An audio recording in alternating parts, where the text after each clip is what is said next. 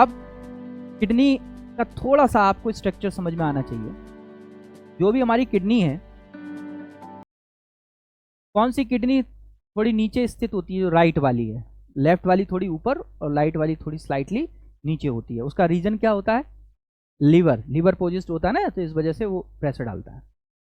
Kidney को Wien shaped है और इसका जो एक सिरा दबा, ये वाला सिरा जो है वो कॉन्वेक्स है, और ये कैसा दबा है नीचे, तो कॉनकेव है ना, कॉनकेव है। कॉन्वेक्स को हम शायद कहते हैं उत्तल, और इसको कहते हैं अवतल सिरा। तो जो कॉनकेव सरफेस है, उस कॉनकेव सरफेस पर एक जो है नोच लाइक स्ट्रक्चर होती है, जिसको हाइलम कहते हैं। तो हम क्या कहते हैं? हाइलम। जो भी चीज़ किडनी के अंदर जाएगी वो इस हाइलम से ही जाएगी। अब क्या जाएगी किडनी के अंदर? एक तो फिल्टर होने के लिए ब्लड पहुंचाना है ना, और ब्लड जाएगा, अगर ब्लड किडनी के अंदर जाएगा तो किससे जाएगा? जो भी उसकी रीनल आर्टरीज होंगी, उसको हम क्या कहेंगे? Renal arteries. तो एक तो रीनल जहां लग जाए तो उसका मतलब किडनी होता है, ठीक है। तो रीनल आर्टरीज से ही तो ब्लड जाएगा, बताओ है। और दूसरा, उधर से जो भी ऑक्सीजन ले ली जाएगी तो उधर से बाहर निकलेगा इम्प्योर ब्लड, तो वो किससे आएगा? रीनल वेन्स होंगी। वो क्या होंगी? रीनल वेन्स होंगी। तो रीनल आर्टरीज और रीनल वेन्स किडनी के अंदर एंटर करेंगी, तो किस पार्ट से करेंगे? हाइलम से करेंगी, ठीक है। इसके अलावा जो भी इस किडनी से बनकर फिल्ट्रेशन आएगा, वो फिल्ट्रेशन जो है वो एक ट्यूब में आएगा, है ना। इस ट्यूब को हम कहेंगे यूरेटर। इसको हम क्या कहेंगे? यूरेटर। बात समझ में आ गई? तो किडनी का जो कॉनकेव सरफेस है, उस पर एक नोच लाइक स्ट्रक्चर होती है, उसे हम क्या कहते हैं? हाइलम कहते हैं। और यहां से क्या एंटर करती हैं? रीनल आर्टरीज और रीनल वेन्स करती हैं। इसके अलावा नर्व्स वगैरह जो भी अंदर जाएंगे, और उससे जो भी कुछ बनेगा वो एक ट्यूब में आएगा। उस ट्यूब को हम क्या कहेंगे? यूरेटर बोलेंगे। उसको क्या कहेंगे? यूरेटर। जैसे कि इसमें देखिए आप, ये तो किडनी है, एक मैंने उसको काट के दिखा दिया है, और एक किडनी ये है कि नहीं। और यहां से ये जो नली निकल कर आ रही है, ये क्या है? यूरेटर है। दोनों साइड में होंगी, यूरेटर होगी। यूरेटर से जो भी यूरिन बनकर आ रही है, वो यूरिन जो है वो यूरिनरी ब्लैडर में कलेक्ट होती रहेगी, और जब इस यूरिनरी ब्लैडर का प्रेशर बढ़ेगा तो हम यूरिन जाएंगे। तो क्या होगा? यूरिन जाएंगे और इस ब्लैडर से यूरिन को बाहर निकाल देंगे। तो सबसे नीचे यूरेथ्रा, यूरिनरी ब्लैडर, यूरेटर, और फिर क्या है? किडनी। ये सारा पूरा सिस्टम, ये सारी चीजें मिलकर क्या बनाती हैं? हमारे एक्सक्रीटरी सिस्टम को डेवलप कर, जिसमें मेन एक्सक्रीटरी ऑर्गन क्या हो गया? हमारा किडनी हो गई, वन पेयर, है ना। तो ये जो यूरेटर है, ये यूरेटर आ रहा है निकल कर, ये क्या आ रहा है? यूरेटर, ठीक है। और ये जो ब्लू कलर की हैं, तो ब्लू कलर की जो होती हैं वो क्या होती हैं? वेन्स होती हैं, मैंने आप, है ना। ब्लू कलर की जो है ये वेन्स हैं, तो इन वेन्स को क्या कहेंगे? रीनल वेन बोलेंगे। और जो रेड कलर की हैं, जो प्योर ब्लड कैरी करें हैं, ये क्या होगा? रीनल आर्टरीज, ठीक है। तो रीनल आर्टरीज, रीनल वेन्स और यूरेटर, ये कहाँ से एंटर कर रहे हैं? ये जो पार्ट है उसको हम क्या कहेंगे? क्या कहेंगे? हाइलम कहेंगे। यहां तक चीज क्लियर, ठीक है, कोई दिक्कत इसमें? अब बात आती है आगे कि आखिर ये किडनी बनी कैसे है। वन पेयर किडनी है, एक इधर से यूरेटर आएगा और एक इधर से यूरेटर आएगा इस वाली किडनी का, ठीक है। ऐसे करके यूरेटर आएगा, जो भी कुछ बनेगा इसमें आएगा, इसमें, और फिर कहां पर कलेक्ट होता रहेगा? यूरिनरी ब्लैडर में। अब जो ये किडनी है, ये एक पूरा ऑर्गन है, ठीक है।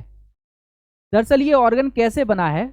बहुत सारी माइक्रोट्यूब्यूल्स के ग्रुप है ये ऑर्गन। कैसे बना है? बहुत सारी माइक्रोट्यूब्यूल्स हैं, यानी कि बहुत सारी नलिकाओं से मिलकर बना है।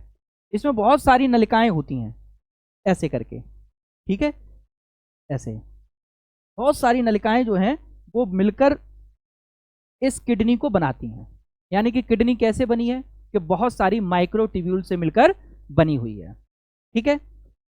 और ये जो माइक्रोट्यूब्यूल्स हैं, इन माइक्रोट्यूब्यूल्स को हम कहते हैं यूरिनीफेरस ट्यूब्यूल्स। क्या कहेंगे इनको हम? ये जो माइक्रोट्यूब्यूल्स हैं इनको हम क्या कहेंगे? Uriniferous tubules.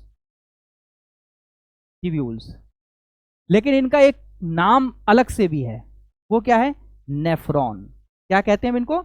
नेफ्रॉन। और नेफ्रॉन इसलिए बताना चाह रहा हूं क्यों किडनी, बाकी तो क्या है? ग्रुप ऑफ वही तो है, माइक्रोट्यूब्यूल्स। तो जो कुछ काम हो रहा होगा वो ट्यूब्यूल्स में ही तो हो रहा होगा। तो इसलिए हम कहेंगे कि जो किडनी की फंक्शनल यूनिट है वो क्या होती है? नेफ्रॉन होती है। इसी पॉइंट को नोट कर लीजिए, ठीक है? Functional unit of kidney, functional unit of kidney क्या है? नेफ्रॉन। और नेफ्रॉन को और आप क्या लिख सकते हैं? Uriniferous tubule.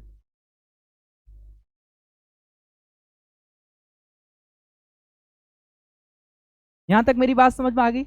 One pair kidney है, और किडनी का निर्माण कैसे हुआ है? किडनी का निर्माण जो हुआ है वो बहुत सारी सूक्ष्म नलिकाओं के द्वारा हुआ है, और उन सूक्ष्म नलिकाओं को हम क्या कहते हैं? नेफ्रॉन कहते हैं। नेफ्रॉन जो है वो किडनी की क्रियात्मक इकाई है।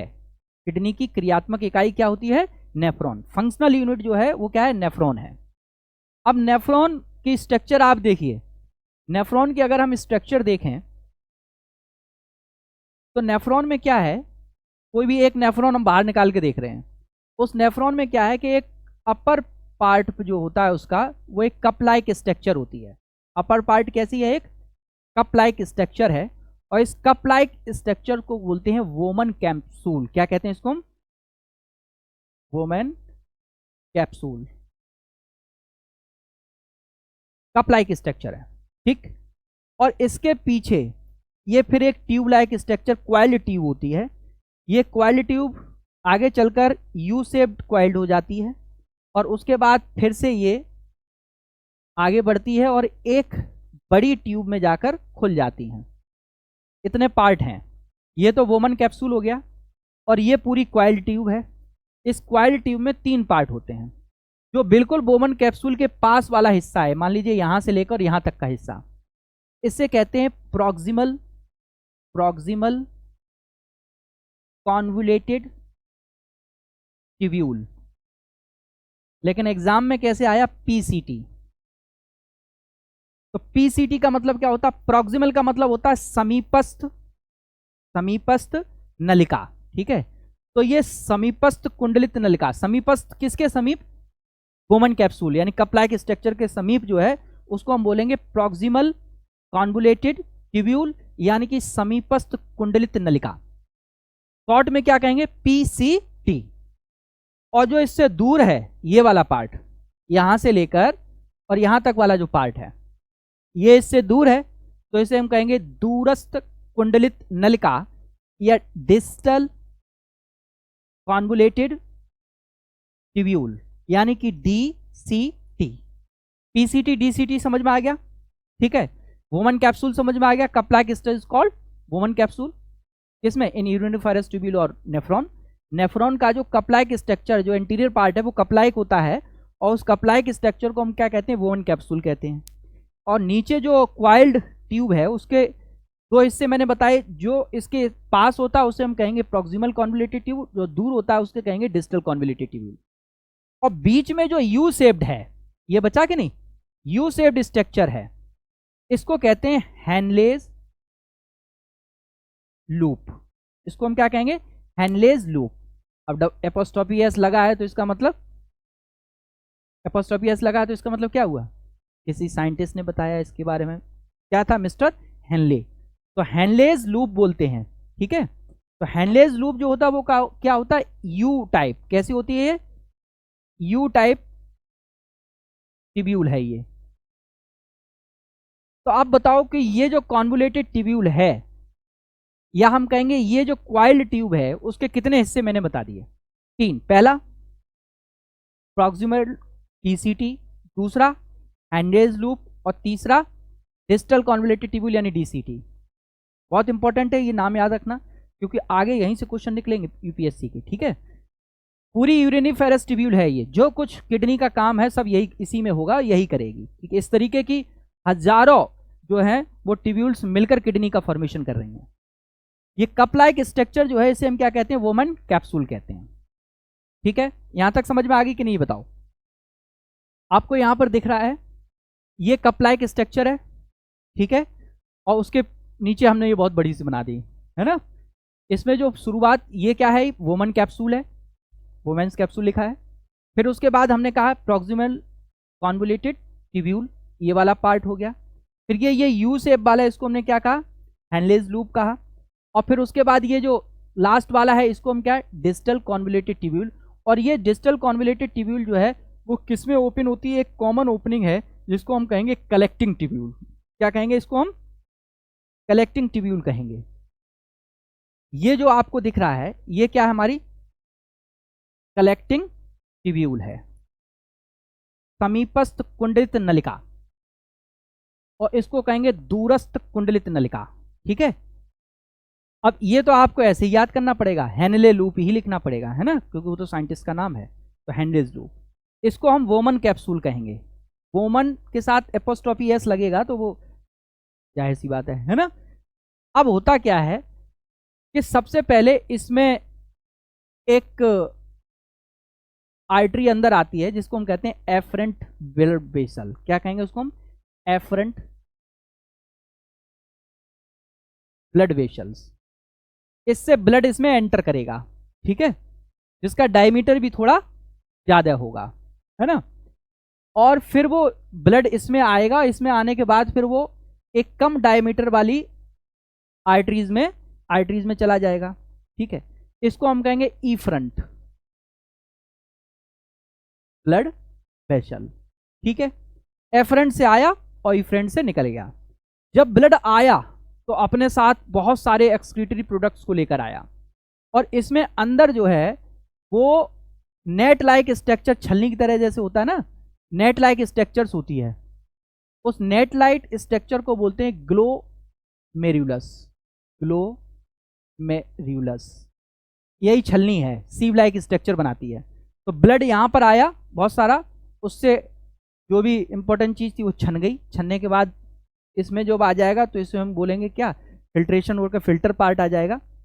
और बाकी ब्लड जो था वो क्या हो गया, इधर से बाहर निकल गया। यहाँ छनता जाएगा बाहर चलता है, छनता जाएगा बाहर चल जाएगा, छनता जाएगा बाहर चला जाएगा। ठीक है, जो छनकर आया है वही अब यूरिन में कन्वर्ट होगा। लेकिन अभी छना है तो बहुत सी चीज़ें ऐसी हो सकती हैं कि जो इसमें इंपॉर्टेंट हो, है ना। तो इसे बॉडी से बाहर निकालने से पहले इसमें अगर कोई इंपॉर्टेंट चीज़ आ गई है तो उसको फिर से हमें एब्जॉर्ब करना होगा, और वही इंपॉर्टेंट काम है इस ट्यूब का।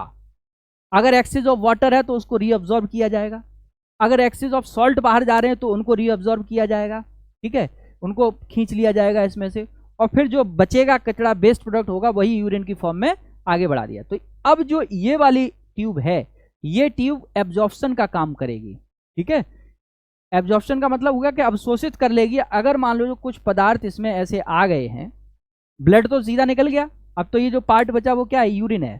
ठीक है, जो छनकर आई वो क्या हो गई, यूरिन हो गई। उसमें ब्लड डाइल्यूशन ज़्यादा ना हो तो इसलिए उसमें से रीअब्जॉर्प्शन ऑफ वाटर होता है। ये बहुत इंपॉर्टेंट प्रोसेस है, रीअब्जॉर्प्शन ऑफ वाटर। यूरिन अगर बहुत डाइल्यूट हो रही है तो इसका मतलब बॉडी में वाटर जो है वो रुक नहीं रहा है और सीधा यूरिन से पास आउट हो रहा है। तो क्या हो जाएगा, डिहाइड्रेशन हो जाएगा, डायरिया हो जाएगा। ठीक है, पानी की कमी हो जाएगी शरीर में, ड्रिप चढ़वानी पड़ेंगी बहुत सारी। तो उस समय जो है वो किडनी पर ध्यान देना पड़ता है कि किडनी में रीअब्जॉर्प्शन ऑफ वाटर हो रहा है कि नहीं हो रहा है। और ये जो रीअब्जॉर्प्शन ऑफ वाटर को कंट्रोल करता है वो एक हार्मोन करता है, और उस हार्मोन का नाम होता है ADH हार्मोन। कौन सा, ADH हार्मोन, जो क्या कंट्रोल कर रहा है, reabsorption of water. Important question कई बार पूछा गया है कि कौन सा हार्मोन जो है वो रीअब्जॉर्प्शन ऑफ वाटर को कंट्रोल करता है, कहां पर, नेफ्रॉन के अंदर, है ना, कॉन्वोल्यूटेड ट्यूब्यूल के अंदर। तो रीअब्जॉर्प्शन ऑफ वाटर को कंट्रोल करने वाला हार्मोन है ADH। ADH का मतलब हो गया anti diuretic hormone, anti diuretic hormone. ठीक है, ADH हार्मोन यानी एंटी डायूरेटिक हार्मोन। यहां तक बात समझ में आ गई। ठीक है, इसी एंटी डायूरेटिक हार्मोन का एक नाम है वेसोप्रेसिन। वेसोप्रेसिन PRI है, वेसोप्रेसिन। ठीक है, VASSOPRISSIN, वेसोप्रेसिन। इसी ADH हार्मोन को हम वेसोप्रेसिन हार्मोन कहते हैं। और यह हार्मोन सेक्रीट कहाँ से होता है? पिट्यूटरी ग्लैंड से। पिट्यूटरी ग्लैंड हमारी एक एंडोक्राइन ग्लैंड है, पिट्यूटरी ग्लैंड, वहाँ से ये एक्सक्रीट होता है, वहाँ से ये बाहर निकलता है। और पिट्यूटरी ग्लैंड के पोस्टीरियर यानी पश्च भाग से, पोस्टीरियर लोब से यानी पश्च लोब से, 3 लोब होते हैं उस ग्लैंड में, अग्रलोब, मध्य लोब और पश्च लोब। ठीक है, अग्रपाली, मध्यपाली और पश्चपाली। तो यहाँ पर जो पोस्टीरियर लोब है यानी कि जो पश्चपाली है, उससे एक हार्मोन निकलता है ADH, जो कि क्या कंट्रोल करता है? Reabsorption of water. कहाँ पर? नेफ्रॉन में। ठीक है, तो ये बहुत इंपॉर्टेंट है। यहाँ से क्वेश्चन आप उठा के देखिए जाके घर पे। तो इस ADH हार्मोन से बहुत सारे एग्जाम में UPSC के कई बार क्वेश्चन जो है यहाँ से उठता है। ठीक, तो आपको ये पूरी चीज़ क्लियर होनी चाहिए, कहाँ से निकल रहा, क्या काम है, कैसे फंक्शन करता है ना। कम निकलेगा तो क्या होगा, ज़्यादा निकलेगा तो क्या होगा।